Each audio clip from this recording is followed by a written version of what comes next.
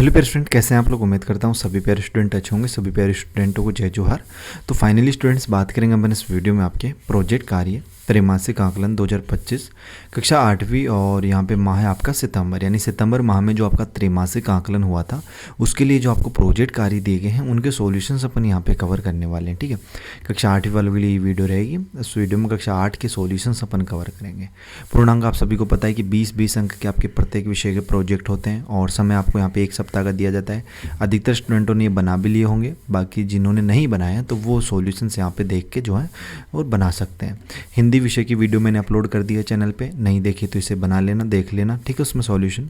अंग्रेजी की भी वीडियो अपलोड हो चुकी है और आपकी गणित विषय की वीडियो भी अपलोड हो गई थी, विज्ञान की भी अपलोड हो गई थी। इस वीडियो में अपन सॉल्यूशन करेंगे अपन सामाजिक विज्ञान यानी सोशल साइंस का। ठीक है, तो सोशल साइंस में टोटल आपके 3 प्रश्न हैं यहाँ पे, तीनों ही प्रश्न 10-10 अंक के हैं यहाँ पे। ठीक है, जिनमें से करने ओनली फॉर आपको 2 ही हैं। ठीक है, करना चाहें तो तीनों प्रश्न भी कर सकते हैं, लेकिन आपको जो है वैसे तो यहाँ पे 20 अंक है तो 20 अंक के हिसाब से आपको कोई 2 प्रश्नों का आंसर देना है। ठीक है, किन्हीं भी 2 प्रश्नों का।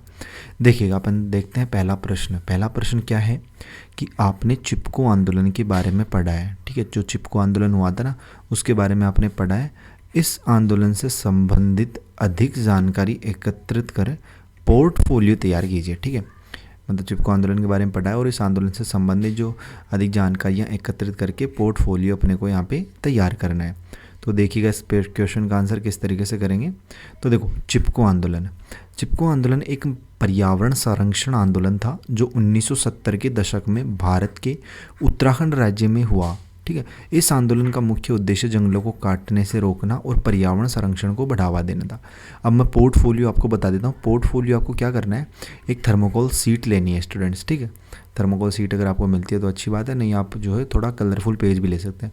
उसमें वो लेके और उसमें आपको डायग्राम बनाने हैं। ठीक है, जैसे आप लोग जो है उसमें क्या पेड़ का डायग्राम बनाना है। ठीक है, उससे महिलाएं लगा देना, चिपका देना। ठीक है, पेड़ों से ऐसे। ठीक है, और यहाँ पे जो है 1-2 आप लोग जो है उसमें थोड़े से साइड में ऐसे नदी टाइप या फिर मतलब उसमें पेड़ ज़्यादा बनाने हैं आपको। ठीक है, चिपको आंदोलन में जो था ना वो आपको उसमें बनाने हैं। इस तरीके से एक छोटा सा पोर्टफोलियो भी आप लोग उसमें तैयार कर सकते हो। बाकी चिपको आंदोलन के बारे में आपको ये डिस्क्राइब करना है। ठीक है, सबसे पहले तो ये 2 लाइनें लिखेंगे, फिर महत्वपूर्ण जानकारी आप लिखना उसमें। ठीक है, सबसे पहला पॉइंट लगाना है यहाँ पे, पहला पॉइंट लगा के आप लिखना शुरुआत। ठीक है, कि यह आंदोलन 1973 में उत्तराखंड के चमोली जिले के ग्रामीणों द्वारा शुरू किया गया। फिर दूसरा पॉइंट लगाना कि मुख्य नेता इस आंदोलन की प्रमुख नेता सुंदरलाल बहुगुणा और गोरा देवी थी। फिर चिपको शब्द का अर्थ क्या होता है, तो चिपको शब्द का अर्थ है चिपकना, क्योंकि आंदोलन के दौरान महिलाएं जो है पेड़ों से चिपक जाती थी ताकि लकड़ी ठेकेदारों द्वारा पेड़ काटे न जा सकें। और इसका मुख्य उद्देश्य क्या था, जंगलों की कटाई रोकना और पर्यावरण का संरक्षण करना। और इसका परिणाम क्या हुआ कि इस आंदोलन की सफलता के परिणाम स्वरूप भारत सरकार ने जंगलों की कटाई पर प्रतिबंध लगाने के लिए कई नीतियाँ लागू की। ठीक है, तो इस तरीके से आपको पहला जो प्रश्न है उसका उत्तर यहाँ पे करना है स्टूडेंट। ठीक है, तो इसमें नंबर आपको इजीली मिल जाएंगे। बाकी देखना सेकंड प्रश्न भी अपन देख लेते हैं। यहाँ पे सेकंड प्रश्न क्या है अपना कि बाल संरक्षण अधिकार आयोग क्या है। ठीक है, बाल संरक्षण अधिकार आयोग क्या है, यह किसके लिए कार्य करती है और इस संबंध में जानकारी एकत्रित कीजिए। ठीक है, तो देखिएगा इस प्रश्न का आंसर किस तरीके से करेंगे। सेकंड प्रश्न है बाल संरक्षण अधिकार आयोग। देखो, बाल संरक्षण अधिकार आयोग यानी national commission for protection of child rights. ठीक है, NCPCR भारत सरकार का एक संवैधानिक निकाय है जिसका उद्देश्य बच्चों के अधिकारों की रक्षा करना और उनका विकास सुनिश्चित करना है। यह आयोग 2007 में स्थापित किया गया था। अब महत्वपूर्ण जानकारी लिखना इसके बारे में, पहला पॉइंट लगाना और लिखना कि उद्देश्य बाल संरक्षण अधिकार आयोग का मुख्य उद्देश्य है, यानी ठीक है उद्देश्य, फिर यहाँ पे डॉट लगा देना कि बाल संरक्षण अधिकार आयोग का मुख्य उद्देश्य बच्चों के अधिकार का संरक्षण और उन्हें किसी पर भी प्रकार के शोषण का दुर्व्यवहार से बचाना है। फिर दूसरा पॉइंट है कार्य क्षेत्र, यानी यह आयोग 18 वर्ष से कम उम्र के बच्चों के लिए कार्य करता है और शिक्षा, स्वास्थ्य, पोषण और बाल श्रम जैसे मुद्दों पर ध्यान केंद्रित करता है। तीसरा पॉइंट लगा लो संबंधित कानून, यानी आयोग बाल अधिकार अधिनियम 2005 के अंतर्गत कार्य करता है और जुवेनाइल जस्टिस एक्ट 2015 के अनुसार बच्चों के लिए न्यायिक व्यवस्था सुनिश्चित करता है। फिर फोर्थ पॉइंट लगाना प्रमुख कार्य, तो बच्चों के खिलाफ होने वाले किसी भी प्रकार के शोषण या उनके अधिकारों के उल्लंघन की शिकायतों की जांच करना और बाल कल्याण को लेकर नीतियां तैयार करना। फिर पांचवा आप लिखो यहाँ पे विशेष कार्य, ठीक है, कि इसके विशेष कार्य क्या है। तो इसके विशेष कार्य है कि यह आयोग बाल शिक्षा के अधिकार, बाल श्रम उन्मूलन और बाल तस्करी जैसे मुद्दों पर भी सक्रिय रूप से कार्य करता है, ठीक है। तो ये हो जाएगा। अब अपना लास्ट एंड फाइनल क्वेश्चन है, 3rd नंबर का क्वेश्चन। देखना तीसरा प्रश्न क्या है इसमें। तो तीसरा प्रश्न है कि भारतीय स्वतंत्रता संग्राम के कोई 5 शहीदों के बारे में लिखिए। भारतीय स्वतंत्रता संग्राम के जितने शहीद हैं उनमें से किन्हीं 5 शहीदों के बारे में अपने को यहाँ पे लिखना है स्टूडेंट्स। तो देखिएगा अपन लिखते हैं। तो यहाँ पे देखो प्रश्न क्रमांक 3 जो है ना उसका उत्तर यहाँ पे होगा, ठीक है। देखिएगा, भारतीय स्वतंत्रता संग्राम के दौरान अनेक वीरों ने अपने प्राणों की आहुति दी। यहाँ 5 प्रमुख शहीदों के बारे में जानकारी दी गई है। पहला, ठीक है, पहला कौन था? पहला लिख लीजिए शहीद भगत सिंह के बारे में, ठीक है। जरूरी नहीं इनके बारे में आप मतलब 5 शहीदों के बारे में लिखना आपने को। देखना, सबसे पहले इसका परिचय देंगे कि वह भारत के सबसे प्रभावशाली क्रांतिकारियों में से एक थे। उन्होंने भारत को ब्रिटिश शासन से आज़ाद कराने के लिए सशस्त्र क्रांति का मार्ग अपनाया। दूसरा, मुख्य योगदान कि उन्होंने इनकलाब जिंदाबाद के नारे को प्रसिद्ध किया। उन्होंने हिंदुस्तान सोशलिस्ट रिपब्लिकन एसोसिएशन, ठीक है, को पुनर्गठित किया और ब्रिटिश सरकार की दमनकारी नीतियों के विरोध में केंद्रीय विधानसभा में बम फेंका। और इनकी शहादत के बारे में लिख सकते हैं कि उन्हें लाहौर षड्यंत्र के मामले में 23 मार्च 1931 को फांसी दी गई थी। कब दी गई थी? 23 मार्च 1931 को। फिर दूसरे आप लिखना यहाँ पे 2 नंबर पे रानी लक्ष्मीबाई, ठीक है। तो देखो इसका परिचय देंगे अपन सबसे पहले कि वह झांसी की रानी थी और 1857 के प्रथम स्वतंत्रता संग्राम की महान नायिका थी। मुख्य योगदान क्या था इनका? उन्होंने डलहौजी के गोद निषेध सिद्धांत, ठीक है, को मानने से इनकार कर दिया था।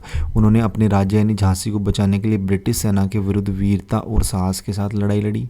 फिर इनकी शहादत आप लिखना कि वह 1858 में युद्ध के दौरान अपनी अंतिम सांस तक लड़ते हुए शहीद हुई।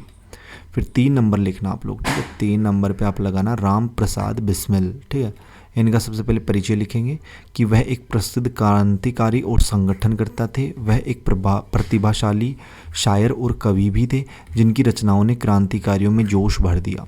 मुख्य योगदान लिखो कि वह काकोरी ट्रेन एक्शन, जिसे काकोरी कांड भी कहा जाता है, के मुख्य योजनाकारों में से एक थे। उनकी देशभक्ति की भावना को उनकी प्रसिद्ध रचना यानी सरफरोशी की तमन्ना अब हमारे दिल में है में देखा जा सकता है। शहादत क्या लिखोगे? उन्हें 19 दिसंबर 1927 को फांसी दी गई। फिर 4 नंबर लगाना चंद्रशेखर आज़ाद। इनका परिचय लिखो कि वह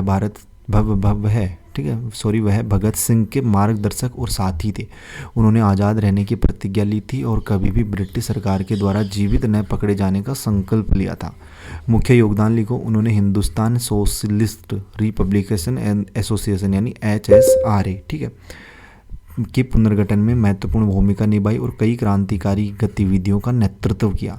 शहादत कब हुई? 27 फरवरी 1931 को इलाहाबाद यानी प्रयागराज में अल्फ्रेड पार्क में पुलिस से घिर जाने पर उन्होंने अपनी प्रतिज्ञा पूरी करने के लिए खुद को गोली मार ली और शहीद हो गए, ठीक है।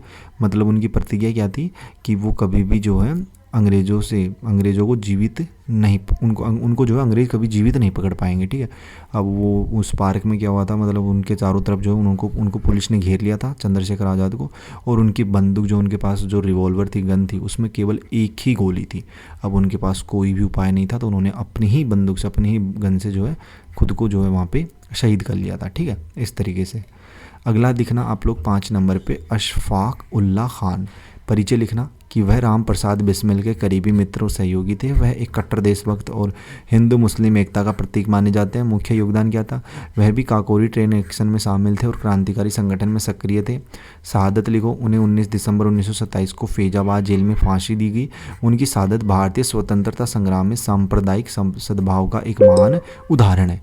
तो इस तरीके से प्यारे फ्रेंड इन प्रश्नों के आंसर आपको करने थे। उम्मीद करता हूँ किसी प्रश्न में कोई डाउट नहीं रहना चाहिए। जल्दी आपको नेक्स्ट वीडियो संस्कृत विषय की मैं अपलोड कर दूंगा जल्द ही। बाकी मैंने 5 सब्जेक्ट्स के सॉल्यूशंस अपलोड कर दिए हैं और जल्दी इसकी अपलोड हो जाएगी, टोटल विषय अपलोड हो जाएंगे। तो जिस भी सब्जेक्ट का नहीं बनाया सॉल्यूशन जल्दी से बना लेना और अपने स्कूल में आप लोगों को जमा करवा देना। कोई भी डाउट हो, कुछ भी आपको पूछना हो, कमेंट बॉक्स में बता देना। चैनल को सब्सक्राइब नहीं किया, चैनल को जरूर सब्सक्राइब कर लेना। बेल का नोटिफिकेशन है उस पर ऑल पे सेट कर लेना। बाकी अपन जल्दी मिलते हैं नेक्स्ट वीडियोज़ में सी होशन जोश के साथ। तब तक सभी पेरेंट्स स्टूडेंटों को बाय, धन्यवाद, टेक केयर।